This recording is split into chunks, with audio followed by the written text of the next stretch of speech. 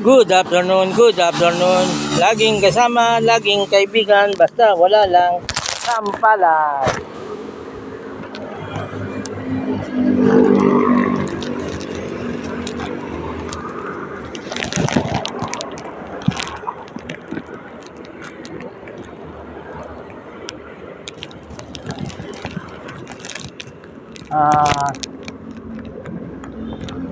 Ano bang maganda?